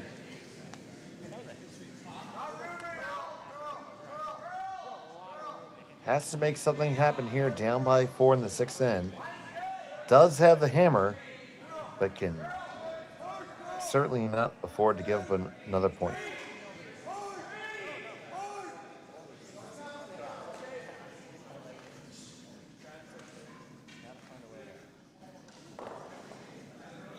Trevor Johnson trying to drag this. This is not heavy at all.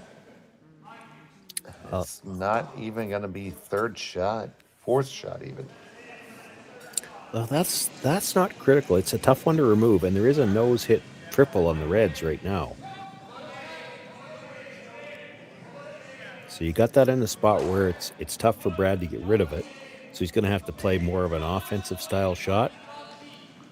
So whether just it's a guard tap it up and change the angles?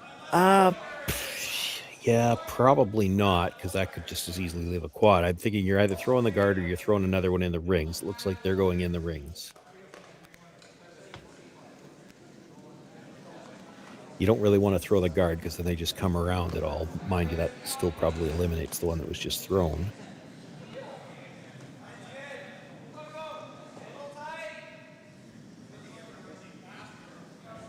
Obviously, Kleiter has to take some chances here. Yeah, like I don't think he's playing that triple on the next one. I don't think he can afford to.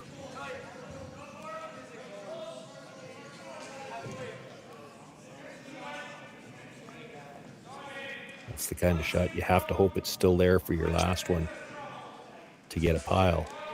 You play it too early, you just give Gushue too many chances to get rid of all the yellows. So it's going to settle in the rings right at the tee line. It's 4 red stones counting for Gushue. No, he is going to try it. Scary thing. I think the quad's there right now. I don't think you're ever getting the one that was just thrown. Because to get the one that at the top of the button, to come towards the one at the back of the 8-foot, you got to clip it fairly thin, and then it's going underneath. He's going to loop around everything, and I don't mind this call. This was one I talked about earlier, that you might have to play this at some point in time. And again, the fact that the triple is there, you loop this around, you've always got a way to get rid of that red at the top of the button.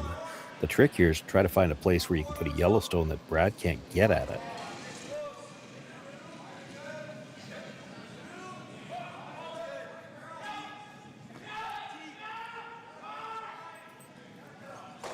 So trying to make this yellow ungettable.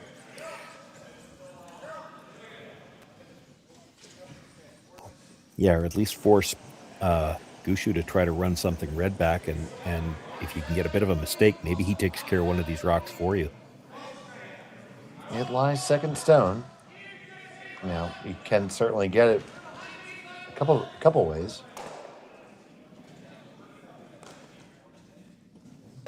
Yeah, but there's the potential for a mistake here. You know, you hit this thin, drive it by, you've eliminated one of your own stones for him. Oh, yeah, you had to make this. There's not a lot of room to clear the guard to make this. If you ever dead jam it, there's room to come around again and freeze. So, you know, still a couple of ways you might be able to get your dues if you're Rylan Kleiter.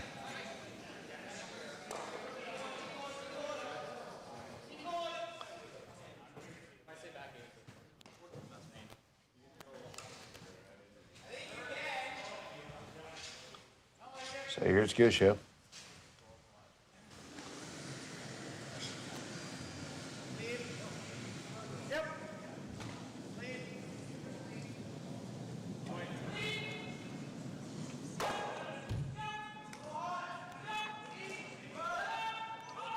Nichols on this right out of his hand all day. Now they're all fit. A little bit of carve, push it up and back and out. And they sit 1, 2, 3, 4, 5.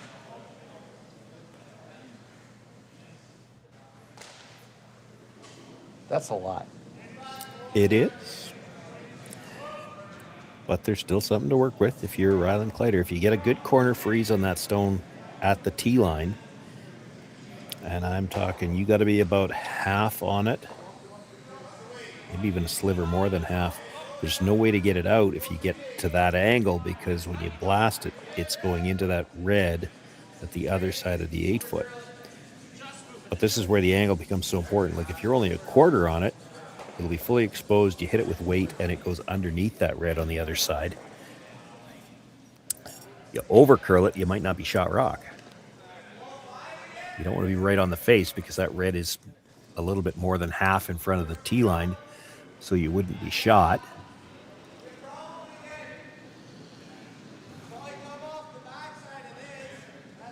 Half to 3/4 dead frozen, and I don't think you'd get this one out.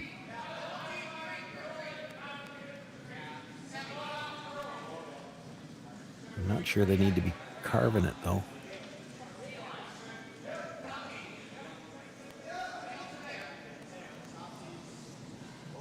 Yeah, they just needed the weight on that. They didn't really need the extra curl. You can ignore that stone if you really want to. You're already sitting 3. He doesn't really have anything off that. I mean, even if he tried to hit to run it up and could run the triple, you're still going to have 4th on the other side. So Brad's going to ignore it, throw the draw himself, and put a little bit more pressure on in this last shot.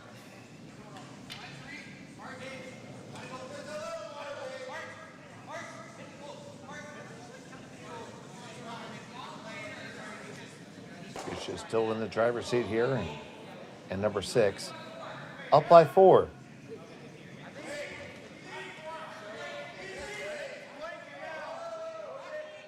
Sitting 3, going to make it 4.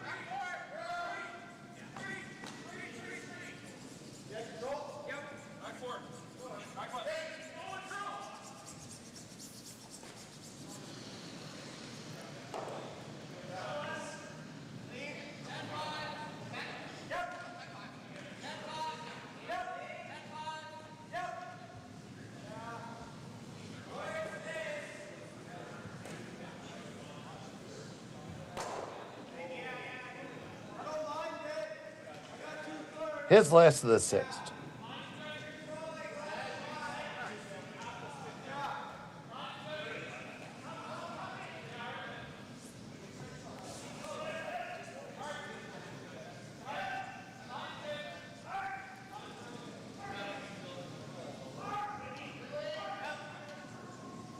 Boys are on this one hard.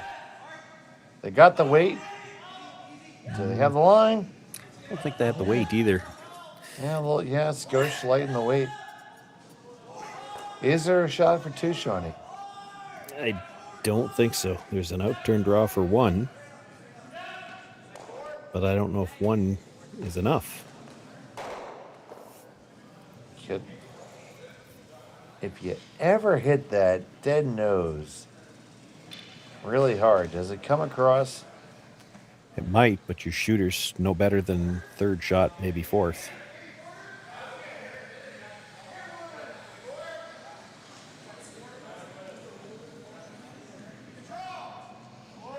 Well, with that level of manicuring, that's probably a draw. Yeah.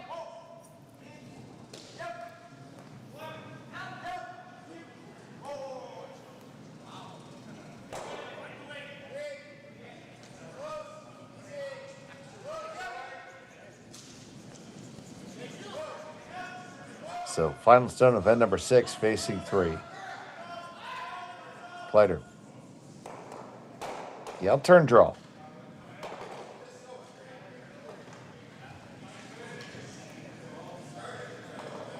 He's going to take it in himself.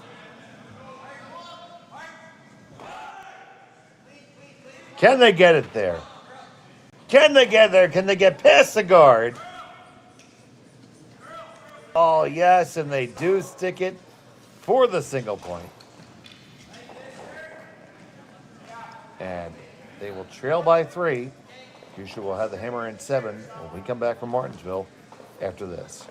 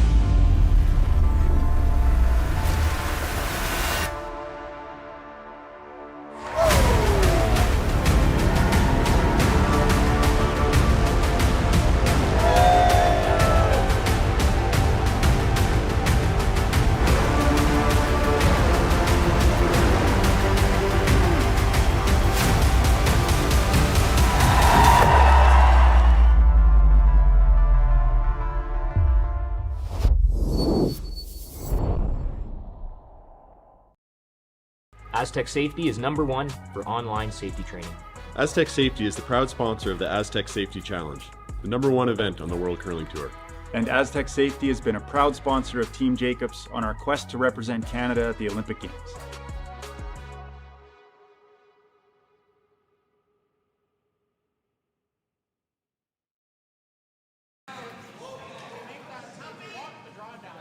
And welcome back to the Martensville Curling Club. It's the Curling Stadium Martensville Invitational. 10 teams here competing for some valuable points and some money along the way. And it is Brad Gushue with a 3-stone lead over Rylan Kleiter. He has the hammer here in number 7. Thank you so much for joining us here on Curling Stadium. And Sean, what's your plan if you're Kleiter? Well, you're 3 down, 2 ends to play. That means you have to steal a deuce at some point in time. You're going to throw the double centers. And you don't have to press too hard for the deuce here. Like, you don't want to end the game on this one. But, you know, you have to keep it in the back of your mind. I think that was an attempt at the second guard. Comes into the rings, so that's a chance for Gushue to play at it. You will see occasionally you get the first guard up. If the come around comes right to the top of the button, you could throw a freeze on your first one, and knowing that if you throw the guard on your third stone at the end, which is the 5th stone overall at the end, you're still in the same boat, but at least you're not facing 2. I don't think you would have played the freeze on a stone. That first stone was not in a great position. I think that was supposed to be a guard, and it slid too deep. So looking to pick this one out. And they picked that just like you picked your nose. Yeah, you're never thinking about stealing 2 now. This is, you have to try to steal 1 this end, and you're going to be up against it to try to steal 2 coming home. But, I mean, you don't have your 2 guards set up now. So really tough to steal more than 1 with only 1 guard. The long guard, again, by itself is only really good to protect a tighter guard.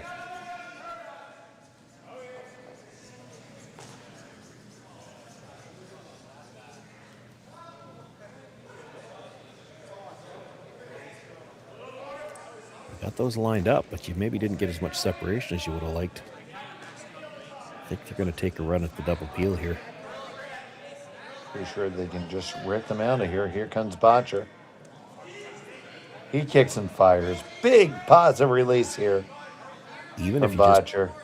even if you just peel 1 here, now how do you throw a second guard? Because that one's halfway. Like, how do you separate them to try to throw a second one now?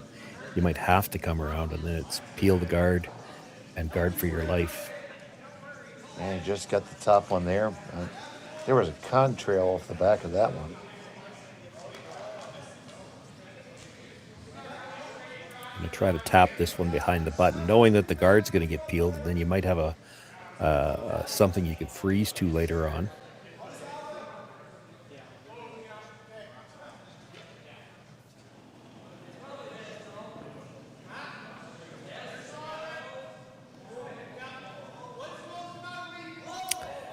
I'm not sure I love this. I think I'd be tempted to play the come around anyway. You play the come around, they're still peeling the guard, and you know, I get what they're worried about. It's a short red run, but I don't think you can let that bother you.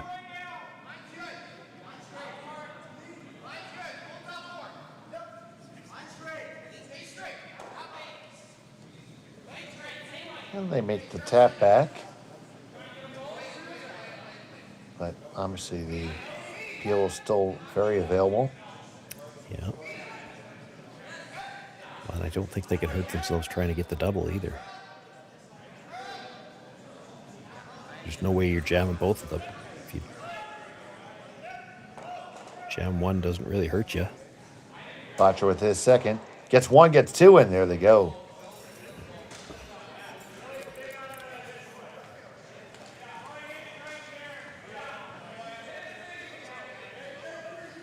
So no mistake there for Brendan Botcher, and Team Kleiter in a world of hurt here.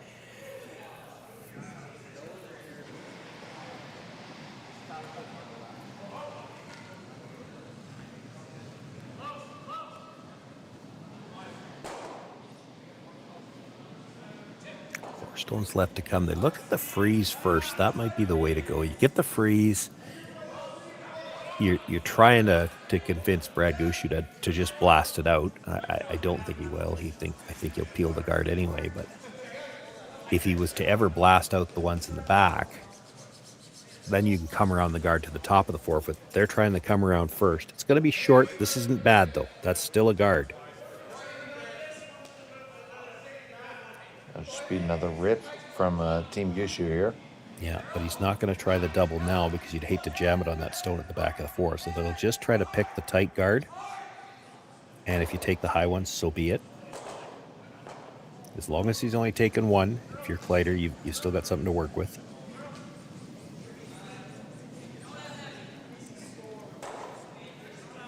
And they do pick it out. I still like the freeze on this one. That's what he's playing. You play the freeze, you're hoping you could convince him to blast the one out of the back. If you blast the one out of the back, you still got the guard. Now you can come around to the top of the button and you're shot rock. And if you get a mistake trying to blast the freeze, you might have a chance to sit 2 later on.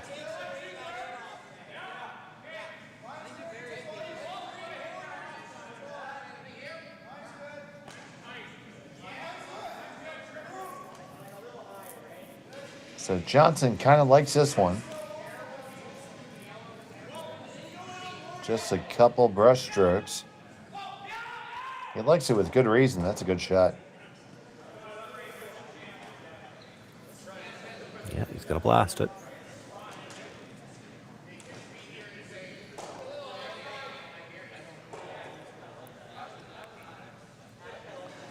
So here comes Nichols.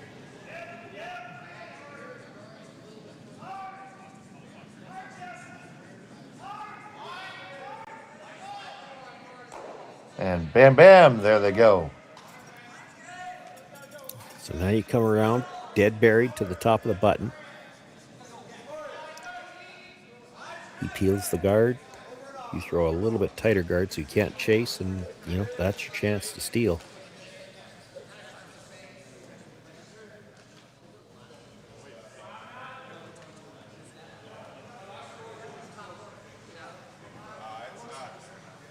Kleiter lining up the shot. Not taking a tremendous amount of ice. No, I see that.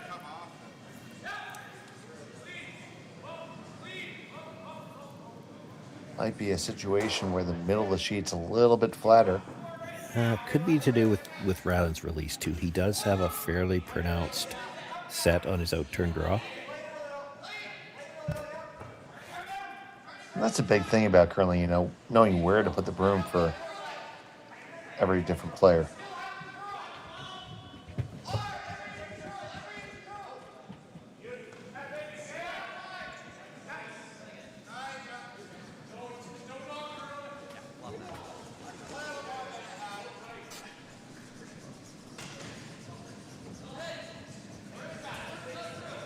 This one has to get there. The line's great. You need all the weight, though, guys. That's okay if he just peels the top one. I don't know that he'll peel it. Come around again, then, right? Yeah, he'll play the draw that I don't think he ever would have played the straight peel anyway. He would have tried to run it back. But you're going to be forced here if you're Brad. You may as well play the draw on the first one. And that draw is Brad's happy place. If there's ever a guy who likes to throw a draw, this is him.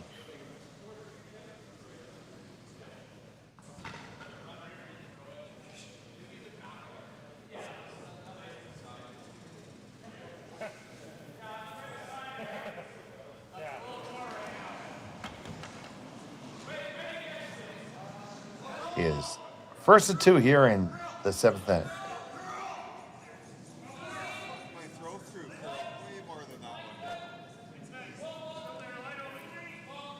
Nichols on the inside, Walker on the outside.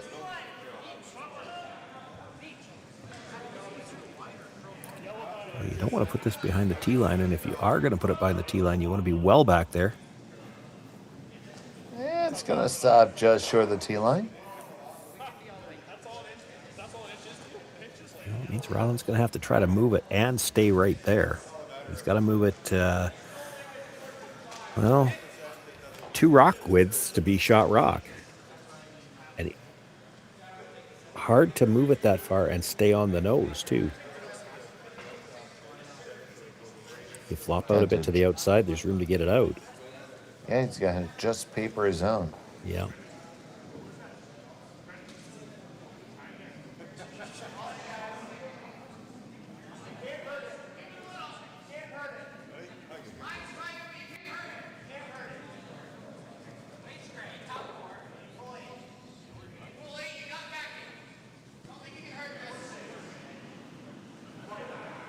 So the last from Kleiter.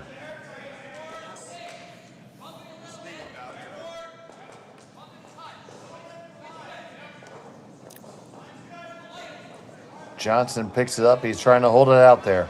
Yeah, line looks really tight. Can they get it past the guard? Yes, he does. Past the next one. No, it's going to rub on off and right on by. That's going to be a draw of 4 for 2 for Brad Gushue.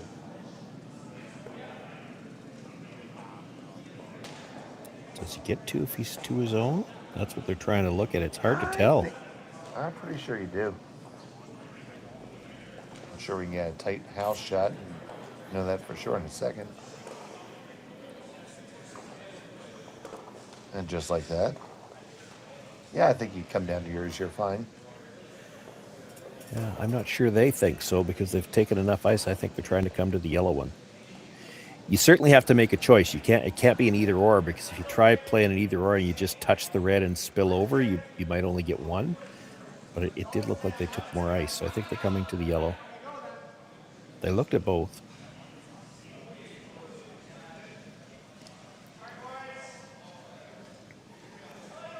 So Sydney won. Brad Gushue trying to hammer the last nail.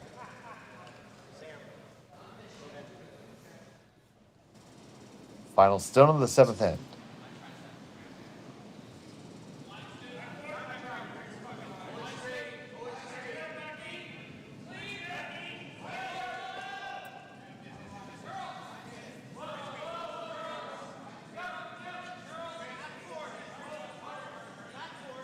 Trying to carve this over a little bit is Walker.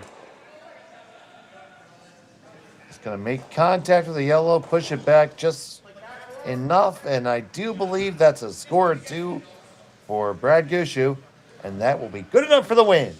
So hang that final score as 7-2 in favor of Brad Gushue, and he is now 2-0 here in Martensville. Yep, good start for the Gushue team. That certainly helps them towards the playoffs. Rylan Kleiter is going to need to win his final 2 and might need some help. Absolutely. We have plenty of coverage from Martensville all this weekend. Please join us tomorrow here on Curling Stadium at 9 p.m. Mountain, 9 a.m. Mountain, 10 a.m. Eastern. And we're going to have some more games. We're featuring Brad Gushue again tomorrow for at least 2 draws.